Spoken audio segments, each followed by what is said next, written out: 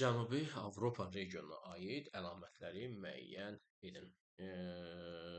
1. Sahillərini daxili dənizlər yuyur. Bəli, Cənubi Avropa sahilində Aralıq dənizi ilə bərabər Adriatik, İonik, Tirren, Liguriya və bir çox dənizlər var ki, bunun kimi, bəli, bunlar daxili dənizlərdir. Bu bənd doğru bənddir.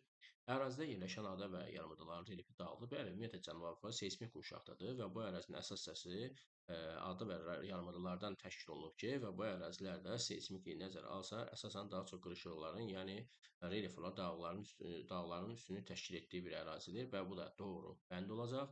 Ərazi cavan platformada yerləşir. Xeyr, bayaq da seysmik ərazidə olduğu üçün platforma bəndi yanlışdır.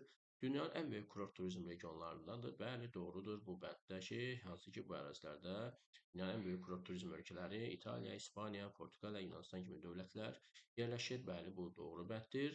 Digər yanlış, artıq bizim bəndimiz burada 1, 2, 4 doğru olacaq. Digər yanlış bəndlərimizə baxaq. Buzlaq mənşəli relyef formaları üstünü təşkil edir.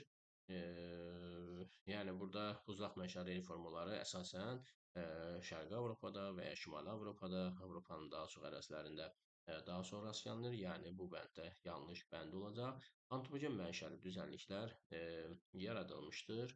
Antropogen, yəni bildiyimiz kimi insanların təsiri ilə yaranan demək relyef vahidləridir ki, və bu antropogen mənşəli düzənliklər deyində, yəni daha çox bu ərazilərdə polderlərdən danışır ki, əsasən biz bu cür polderlərə Orta Avropada, Şimal dəniz sahillərində rast gəlirik. Yəni bu Cənubi Avropaya xas deyil və bu da yanlış bənddir. Demək ki, bizim elə bayaq da dediyimiz kimi doğru bəndimiz 1, 2, 4 bəndi olacaq.